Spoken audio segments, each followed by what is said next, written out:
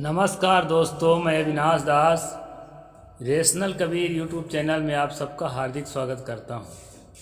साथियों, यदि चैनल को सब्सक्राइब नहीं किए हैं तो सब्सक्राइब ज़रूर करें, शेयर करके अपने साथियों तक पहुंचाएं, बेल आइकन को प्रेस करें, ऑल नोटिफिकेशन ऑन रखें, लाइक और कमेंट ज़रूर करें। दोस्तों, अभी मैं कबीर आश्रम रसोटा में ठहरा हुआ हूँ, जो छत्तीसगढ़ के बलौदा बाज़ार ज़िला के अंतर्गत आता है। साथियों, आज का वीडियो बहुत ही महत्वपूर्ण होने जा रहा है। एक खास मुझे फैक्ट मिला है, उसको आपके सामने रखने के लिए यह वीडियो बना रहा हूँ।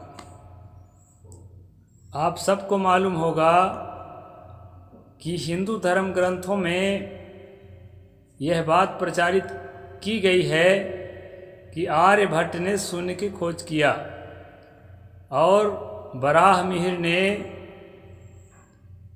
सूर्य ग्रहण और चंद्र ग्रहण की खोज किया। ये भारत के बड़े महान वैज्ञानिक थे। यह बात आप लोगों को पढ़ाया गया होगा और मुझे भी पढ़ाया गया था। इसकी असलियत दोस्तों आज मुझे मिल गई है और वह मैं आपके सामने प्रस्तुत कर रहा हूँ। पहली बात तो है कि रामायण है, महाभारत है, वेद उपनिषद हैं, तमाम हिंदू धर्म ग्रंथ हैं, सब जगह हजारों लाखों की संख्या का वर्णन मिलता है आपको। और आर्यभट्ट जो है 5वीं शताब्दी में हुए हैं। तो साथियों, एक तो आर्यभट्ट को इन किताबों से पहले स्थापित करना पड़ेगा, एक तो जो है इन किताबों को आर्यभट्ट के बाद स्थापित करना पड़ेगा, तब बात बनेगी। क्योंकि कोई भी लेखक अपने सामने जो चीज़ की खोज हो चुकी रहती है उसी का वर्णन कर सकता है। जिसकी खोज ही अभी नहीं हुई है उसका वर्णन कैसे करेगा? इसलिए आर्यभट्ट के बाद यानी 5वीं शताब्दी के बाद ही सारे हिंदू धर्म ग्रंथों को स्थापित करना पड़ेगा। तभी आप जो है ये तय कर पाएंगे कि आर्यभट्ट ने शून्य की खोज किया। एक तो फिर आर्यभट्ट को इन किताबों से पहले ले जाना पड़ेगा, जो कि संभव नहीं है। आर्यभट्ट की जो है जीवनी प्रमाणिक मानी जाती है, वो 5वीं सदी के ही है। एक बात तो यह है दोस्तों। दूसरी बात है वराहमिहिर की। वराहमिहिर ने चंद्र ग्रहण सूर्य ग्रहण के वैज्ञानिक कारण को खोज करके समाज के सामने रखा, ऐसा बताया जाता है। उसके लिए एक श्लोक भी मिला है, उस श्लोक को मैं पढ़ूंगा। इसके बाद फिर फैक्ट चेकिंग भी किया गया है, उस फैक्ट चेकिंग को भी मैं पढ़कर आपको सुनाऊंगा और स्पष्ट करूंगा दोस्तों कि बात क्या है। ये श्लोक जो है इसमें बताया है कि भारत में वराहमिहिर प्रसिद्ध खगोलज्ञ खगोलवेत्या हो गए हैं। इनका काल जो है 507 से 587 ईस्वी के मध्य माना जाता है। आपने लिखा है चंद्र ग्रहण में चंद्र पृथ्वी की छाया में आ जाता है तथा सूर्य ग्रहण में चंद्र जो है सूर्य में प्रविष्ट हो जाता है, अर्थात सूर्य और पृथ्वी के बीच में चंद्र आ जाता है। ग्रहणों के इन कारणों को पहले के आचार्य अपनों दिव्य दृष्टि से जानते थे। बिना वैज्ञानिक संसाधन के अपने दिव्य दृष्टि से आचार्य पहले के जानते थे। राहु ग्रहणों का कारण नहीं है, यही सत्य स्थिति है जिसे शास्त्र घोषित करता है। ऐसा जो है इसको मैं संस्कृत में सुना देता हूँ दोस्तों, ताकि जो है भ्रम आपका निवारण हो जाए। भूत छायायाम स्वग्रहणे भास्कर मर्क ग्रहे प्रविशतीन्दुः इत्यारूपराकारण मुक्तमिद दिव्य हर विचार्याः राहुर कारण स्मित मित्वा शास्त्र सद्भावः। ये बृहद संहिता 5, 8 एवं 13, ये जो है इस किताब में, ये लिया कहाँ से गया है दोस्तों? धर्मशास्त्र का इतिहास भाग 4 पृष्ठ 91। धर्मशास्त्र का इतिहास भाग 4 पृष्ठ 91 से लेखक ने लिया है। भारत रत्न डॉक्टर पांडुरंग बामन काणे जो लिखा है 4 भागों में, उसी में से ये चौथा भाग का है दोस्तों। अब हम फैक्ट चेकिंग करते हैं। अगर बराह मिहिर इतने वैज्ञानिक थे तो उनके अन्य वाणियों में क्या विज्ञान का कुछ लहर दिखाई पड़ता है या नहीं पड़ता है? क्योंकि जो चिंतनशील होता है, रेशनल होता है, मैं दावे से कहता हूँ मैं एक रेशनल हूँ, तो मेरे सारे वीडियोज आप खंगाल लीजिए, एक भी अंधविश्वास का समर्थन आपको नहीं मिलेगा। मेरी किताब देख लीजिए, मेरी किताब में एक भी जो है अंधविश्वास का समर्थन नहीं आपको मिलेगा। कि रेशनल होता है, तर्कशील होता है, तो उसकी सारी वाणियाँ जो है तर्क से प्रतिष्ठित हुआ करती हैं। ये किसी भी रेशनल जो लेखक का या वक्ता का आप खंगाल लीजिए जो सचमुच रेशनल है, उसमें अंधविश्वास का नामो निशान आपको नहीं मिलेगा दोस्तों। लेकिन बराह मिहिर जो है आगे क्या लिखते हैं इस बात को भी मैं इसी विषय में, दूसरा विषय में भी नहीं है, ग्रहण ही के विषय में है, तो उससे आपको जो है पूरा इसी धर्मशास्त्र के इतिहास से ये भी निकाला गया है। बराह मिहिर ने सूर्य तथा चंद्रमा के ग्रहण का कारण तो ठीक बताया, परंतु पुरोहित पंडितों के दान के संबंध में एक काल्पनिक व्यवस्था सुरक्षित रखी। ये काल्पनिक व्यवस्था सुरक्षित रखी। भारत रत्न महामहोपाध्याय डॉक्टर पांडुरंग बामन काणे लिखते हैं, बराह मिहिर ने श्रुति स्मृति सामान्य विश्वास एवं ज्योतिष के सिद्धांत को समाधान करने का प्रयत्न किया है और कहा है कि एक असुर था जिसे ब्रह्मा ने वरदान दिया। समझते रहना दोस्तों, एक असुर था जिसे ब्रह्मा ने वरदान दिया कि ग्रहण पर दिए गए दानों एवं आहुतियों से तुमको संतुष्टि प्राप्ति होगी। वही असुर अपना अंश ग्रहण करने को उपस्थित रहता है और उसे लाक्षणिक रूप से राहु कहा जाता है। ये है, आपको फैक्ट मैं बता रहा हूं। आगे देखते हैं क्या लिखते हैं। उल जलूल समाधान पर टिप्पणी करते हुए लिखते हैं, बुद्धिवाद, समान परंपराएं एवं अंधविश्वास एक साथ नहीं चल सकते। धर्मशास्त्र का इतिहास भाग 4 पृष्ठ 93।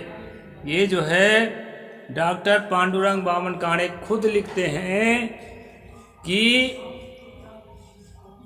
उल जुलूल समाधान पर टिप्पणी करते हुए लिखते हैं कि बुद्धिवाद, सामान्य परंपराएं एवं अंधविश्वास एक साथ नहीं चल सकते। दोस्तों, खास बात यह है कि जब ये बात तय हो चुकी कि चंद्र ग्रहण कैसे होता है विज्ञान द्वारा और सूर्य ग्रहण कैसे होता है विज्ञान द्वारा, ये बात तय हो चुकी, इसके बाद जो है चालाक लोगों ने श्लोक बना करके और बृहद संहिता के अंदर घुसा दिया है ताकि ये लोगों को बेवकूफ़ बनाया जा सके कि बराह मिहिर ने सबसे पहले चंद्र ग्रहण और सूर्य ग्रहण के वैज्ञानिक कारण बताया था तो कहाँ छुपा था। और उसके शोध के लिए जो है कहा जाता है किसी विषय वस्तु के क्रमबद्ध ज्ञान को विज्ञान कहते हैं। ध्यान रखना दोस्तों, विज्ञान का जो हिंदी में परिभाषा है, किसी विषय वस्तु के क्रमबद्ध ज्ञान को विज्ञान कहते हैं। अगर बराह मिहिर में वैज्ञानिकता हुई होती, रहती वैज्ञानिकता, तो किस क्रम से किस प्रकार शोध करने के बाद अपने सारे प्रोसेसिंग के सहित एक रिसर्च पेपर दुनिया के सामने प्रस्तुत करता।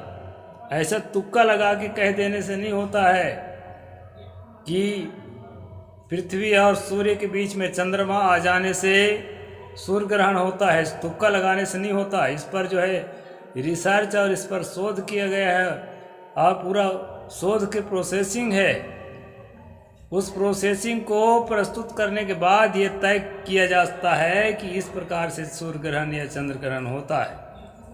तो वराह मिहिर ने अपना प्रोसेस को प्रस्तुत नहीं किया है, उल्टे जो है दोस्तों राहु नाम का राक्षस होता है, उसे ब्रह्मा का श्राप है, इस तरह से कहानी भी लिख दिया है ताकि जो है दरअसल ये कहानी ही उसकी असली कहानी है। ये जो श्लोक जो है जिसमें वैज्ञानिकता झलकाने की कोशिश की गई है, ये जो है प्रक्षेप है दोस्तों। प्रक्षेप का मतलब होता है बाद में मिलाया गया।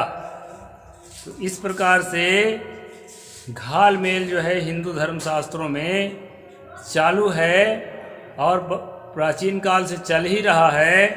तो इस घाल मेल को पकड़ने के लिए दोस्तों मैंने यह स्ट्रीम किया है और आपको पूरी तरह से नंबर सहित मैं बता रहा हूँ। चाहें तो आप नंबर मिला सकते हैं। धर्मशास्त्र का इतिहास भाग 4 और ये जो है पृष्ठ संख्या 91 से 93 के बीच में आप देख सकते हैं। तो इस तरह से आप जो है यहाँ पर कहते हैं कि इसमें राहु आदि का कुछ चक्कर नहीं है, ना इसमें कोई पाप है ना पुण्य है। फिर आज के इस वैज्ञानिक युग में अच्छे अच्छे पढ़े लिखे लोग ग्रहण के समय में भोजन नहीं करते। पढ़े लिखे लोग भी भोजन नहीं करते हैं। जो स्वयं जो है शिक्षक हैं, वैज्ञानिक हैं, डॉक्टर हैं, ऐसे लोग भी मैं कई लोगों को जानता हूँ कि ग्रहण के समय में भोजन नहीं करते। ग्रहण के बाद स्नान करते हैं, दान करते हैं, तब भोजन करते हैं। स्नान दान आदि अच्छी बात है, परंतु अंधविश्वास पूर्वक नहीं होना चाहिए। स्नान यहाँ लिखे हैं, स्नान मनुष्य को नित्य करना चाहिए। पवित्र आत्माओं को सेवा की दृष्टि से, अभाव गृहस्थों को करुणा की दृष्टि से एवं सार्वजनिक संस्थानों को परोपकार की दृष्टि से समय समय पर दान करना अच्छा है, परंतु अंधविश्वास और पाखंड से बचना चाहिए। यहाँ पर लेखक ने लिखा है दोस्तों, ये अंधविश्वास पूर्ण जो दान करते हैं, भय से दान करते हैं कि हमें ग्रह लग जाएगा, हमारा ये हो जाएगा, ये अनिष्ट हो जाएगा, या हम लोभ से दान करते हैं कि हमारे जो है ऐसा काम बन जाएगा, इस तरह से पॉजिटिव एनर्जी हमारे घर में आ जाएगी।